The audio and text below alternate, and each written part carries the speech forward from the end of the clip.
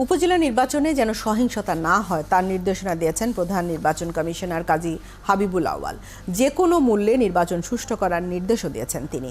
সকালে নির্বাচন কমিশনের প্রশাসনিক কর্মকর্তাদের সাথে এক বৈঠকে তিনি এই নির্দেশ দেন। তিনি বলেন, সুষ্ঠুভাবে উপজেলা নির্বাচনের মধ্য দিয়ে বাংলাদেশে গণতন্ত্র প্রতিষ্ঠা করতে হবে। এই নির্বাচন ব্যর্থ হলে ৭ জানুয়ারি নির্বাচনের মাধ্যমে দেশে যে গণতন্ত্র প্রতিষ্ঠিত হয়েছে তা ক্ষুণ্ণ হবে বলেও মন্তব্য করেন তিনি। আগামী ৮ মে প্রথম ধাপের উপজেলা নির্বাচনে ভোট হবে। প্রতিটি জেলায় 4টি ধাপে নির্বাচন অনুষ্ঠিত হবে।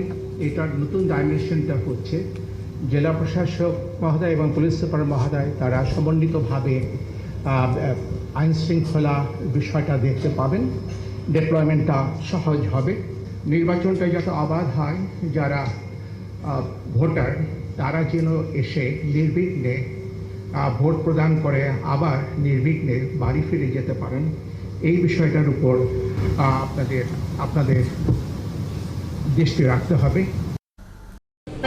আনলিমিটেড লাইফ চলুক গ্রামীণ ফোনের মান্থলি প্ল্যানে, এক প্ল্যানে 1 মাস।